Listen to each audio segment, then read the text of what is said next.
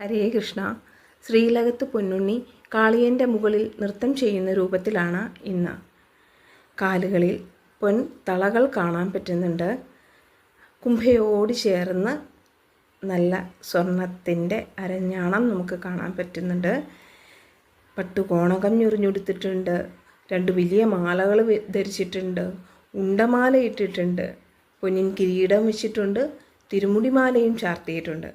പൊൻവളകളും കൈവളകളും ഇട്ടിട്ടുണ്ട്.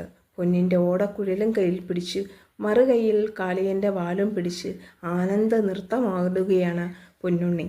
അപ്പോൾ ഇന്ന് എല്ലാവരും മനസ്സിൽ കാളിയൻ്റെ മുകളിൽ നിൽക്കുന്ന കണ്ണൻ്റെ രൂപം മനസ്സാൽ ധ്യാനിക്കുക, മാനസ പൂജ ചെയ്യുക. ആ പൊന്നിൻ തളകളുള്ള പാദം മുതൽ കിരീടവും മയിൽപീലിയും ചാർത്തിയ നെറുക വരെ ഓരോന്നായിട്ട് നിങ്ങൾ മനസ്സാൽ ധ്യാനിച്ച് മാനസ പൂജ ചെയ്യുക. ഞാനിപ്പോഴും പറയുന്നു, മാനസ പൂജയേക്കാൾ വലിയ പൂജ ഒന്നും തന്നെയില്ല. അപ്പോൾ എല്ലാവർക്കും നന്മയുണ്ടാകട്ടെ. ഗുരുവായൂരപ്പൻ്റെ അനുഗ്രഹം ഏവർക്കും ഉണ്ടാകട്ടെ.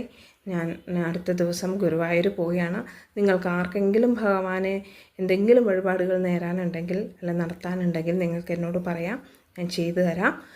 കൃഷ്ണ ഗുരുവായൂരപ്പ അനുഗ്രഹിക്കണേ.